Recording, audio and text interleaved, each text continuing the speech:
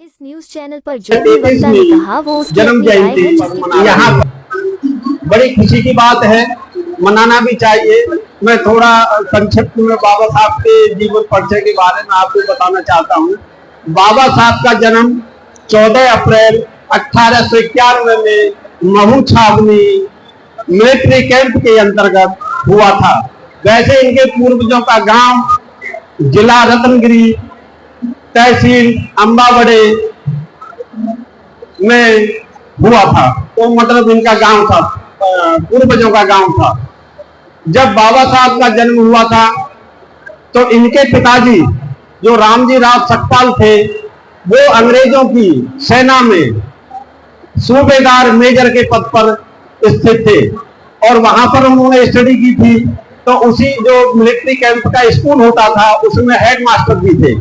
तो वहां पर क्या था, 2 पाली चलती थी जिनमें बच्चों को, अंग्रेजों के बच्चों को पढ़ाया जाता था और रात को जो बुजुर्ग लोग होते थे उनको पढ़ाया जाता था। साथियों, जैसे कि बाबा साहब का जन्म हुआ था ठीक 2 साल बाद, 2.5 साल बाद 1894 में ये रिटायरमेंट हुए, रिटायरमेंट हो गए। रिटायरमेंट होने के बाद में चूंकि इनकी पेंशन 50 रुपए मिलती थी, ये अपने जो अपना गांव था अम्बावड़े तहसील रतनगिरी में, वहां पर जाकर बस गए दापोली के पास गांव में। और वहां पर बसने के बाद में इन्होंने अपना जीवन की यात्रा शुरू करी और ठीक 96 में इनकी जो बाबा साहब की माता जी थी भीमबाई, वो चल बसी। एकदम पहाड़ आ पड़ा। अब इनको जो है घर परिवार था, बड़ी परेशानी हुई। वहां से ये अपना जो है, चूंकि पैसे कम मिलते थे तो ये अपना सतारा चले गए और वहां पर जाके इन्होंने जो सतारा में जाके अंग्रेजों को, जो सेना थी, जो इनके परिचित आर्मी अफसर थे, उनको चिट्ठी लिखी कि मेरा जो है यहाँ पर कोई सर्विस दी जाए।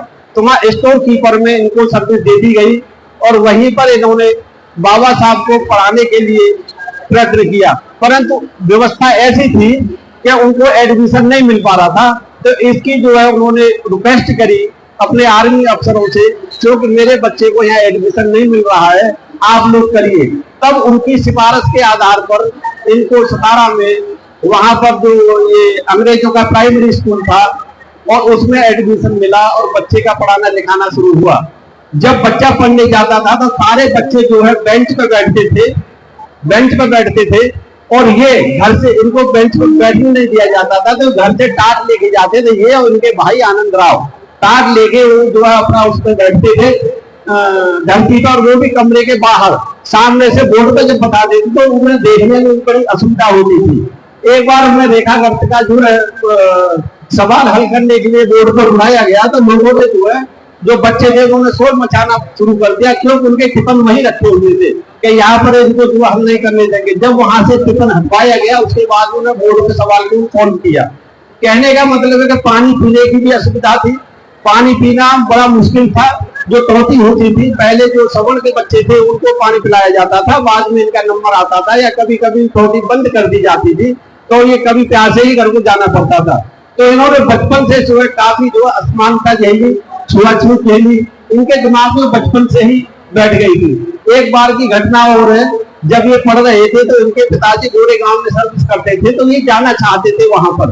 तो ये इनके बड़े भाई और इनके बहन जाने को तैयार हुए, ट्रेन से गए और जैसे ही स्टेशन पर उतरे, शाम का टाइम था, तो वो अपने पिताजी का इंतजार कर रहे थे। उन्होंने चिट्ठी भेजी थी कि हम आएंगे, पर चिट्ठी वहां तक पहुंची नहीं थी। वो इंतजार करते करते शाम हो गई। स्टेशन मास्टर आया, उसने देखा कि 3 बच्चे अच्छे कपड़े पहन के खड़े हुए हैं, हो सकता है ये कैसे बड़े घराने के होंगे, समझ जाते हुए। उन्होंने बच्चों से पूछा, बच्चों तुम कहाँ जाना चाहते हो? तो उन्होंने कहा कि हम ऐसे ऐसे गोरे गाँव में पिताजी से मिलने के लिए आए थे, चिट्ठी भेजी थी तो पिताजी यहाँ रहने लगे। तो उनके बच्चे छोटे जाएंगे कैसे?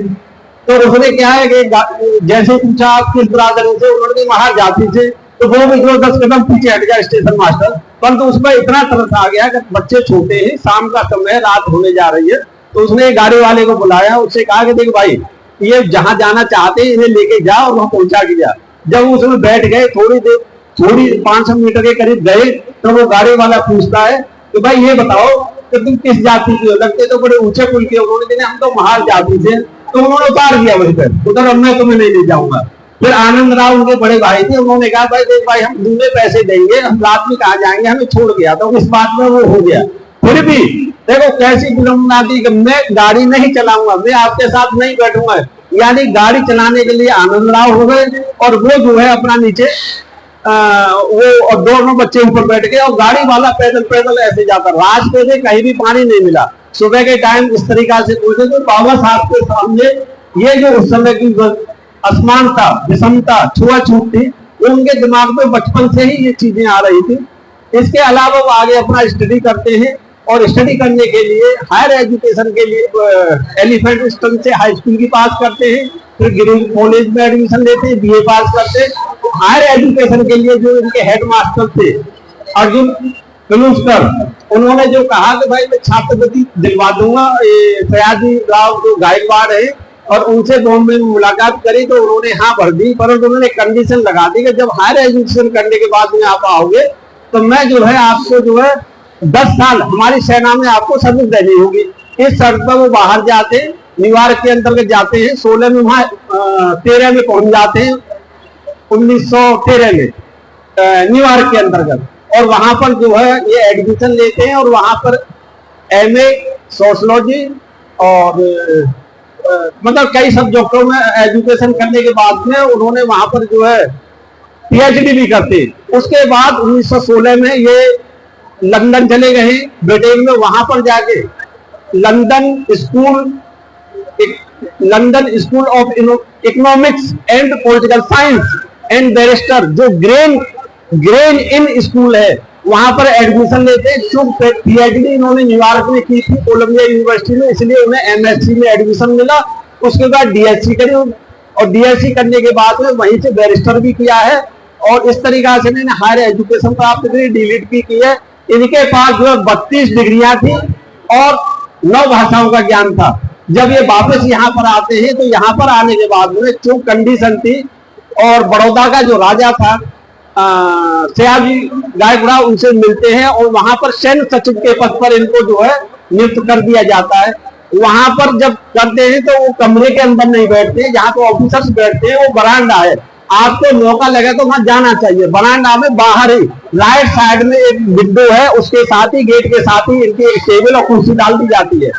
वहां के जो चपरासी थे वो ढंग से टेबल पर इनकी फाइल भी नहीं रखते थे, और वहां पर भी इन्होंने छुआछूत इस तरीका से देखी। परंतु ये वहां रहने की बड़ी समस्या थी, और इन्होंने उनसे भी कहा था महाराजा से, परंतु उनको उनके मंत्री ने मिसगाइड कर दिया। इन्होंने नाम बदल के ऐदल सौराबी नाम बदल के और पारसी सराय में रहना शुरू कर दिया होटल में। और वहां पर रहना, जैसे ही वहां पता चला कि ये महार जाति का आदमी है, वहां पर 10 आदमी लठक जाके पहुंचते हैं, और उनके जो है वहां से उसे मोहलत देते हैं कि भाई 12 घंटे हैं। इन्होंने 24 घंटा दे, भाई 12 घंटे। और जो ऑफिस से जब जाते हैं तो इनका सामान बाहर फेंक दिया है, तो ये वहां से निकाल दिया जाता है। जब ये स्टेशन में पहुंचते हैं तो वहां पर 5.5 घंटे लेट थी गाड़ी, लेट थी। बोले कि रात्रि में मैं जाऊंगा कहाँ, तो वो जो है अपना वहां चले जाते हैं। वो पास में ही ये बगीचा था, महाराज ये सयाजी राव गायकवाड़ उसी अंदर चले जाओ, वहां एक बरगद का पेड़ है, वहीं पर बैठ के बाबा रोते हुए रात को 9 बजे ये कसम खाते हैं कि मैं यहाँ की जो काले कानूनों की और जो सड़ी गुड़ी व्यवस्था है, असमानता पे, विषमता पे, भेदभाव पे जो नीति है, इसे बदल के रहूंगा, और यदि मैं बदल नहीं पाया तो मैं अपने आप को गोली मार दूंगा। वही बरगद के पेड़ के नीचे ये संकल्प लेते। इसलिए बड़ौदा में आपको जरूर जाना चाहिए। वो संकल्प भूमि है, काफी विकसित हो गई है। वहां कमिश्नरी है जहां पर बाबा साहब बैठते थे, वहां पर आप लोगों को जरूर जाना चाहिए। बाद में ये आते हैं, वहां से 10वें दिन सर्विस के बाद चले जाते हैं, नौकरी खत्म कर देते हैं। उसके बाद में फिर ये अपना इनके विकास के लिए, इनके उद्धार के लिए पूरा जीवन काम करते हैं। बाद में ये बाबा साहब जो है इलेक्शन लड़ते हैं, इलेक्शन कांग्रेस हरवा देती है। फिर इनको जो वहां पर बंगाल में बुलाया जाता है, वहां पे चांडाल और बैकवर्ड के लोग 52% थे, वहां से इलेक्शन लड़ते हैं, इलेक्शन में जीत जाते हैं। कांग्रेस में फिर एक चाल चली, चाल ये थी कि बाबा साहब को जो वो जहां से जीते थे वो स्थान पाकिस्तान को दे दिया ताकि उसकी असेंबली में बैठे। जब इन्होंने प्राइम मिनिस्टर से ये शिकायत करी तो प्राइम मिनिस्टर ने कहा, मिस्टर गांधी, हम आंखों से अगस्त की बात है, हम आपको स्वतंत्रता नहीं देंगे, हम आपको स्वतंत्रता नहीं देंगे। जब तक ये विधानसभा में जो यहाँ पे संविधान विधानसभा में जब तक बाबा साहब नहीं होंगे, जब तक आपको ये सुविधा नहीं मिलेगी। तो तब ये इन्होंने बॉम्बे से जयकर थे, प्रोफेसर जयकर वो इस्तीफा देते हैं, वहां पे बाबा साहब लड़ते हैं, लड़के फिर जब चुनाव जीतते हैं, फिर इनको विधानसभा में शामिल किया जाता है। और जब उसमें शामिल किया, संविधान की जो जिम्मेदारी है, जो जैसे कि हमारे पूर्व प्रोफेसर साहब ने बताया कि उसमें सदस्य तो बहुत थे, परंतु ड्राफ्टिंग कमेटी के चेयरमैन बाबा साहब को बनाया था, जिसमें 7 आदमी थे। एक बीमार रहता था, एक मर गया, 2 बाहर चले गए, बाबा साहब अकेले ही काम करते थे। आपको मौका लगे तो आपको जो नागपुर में जाना चाहिए।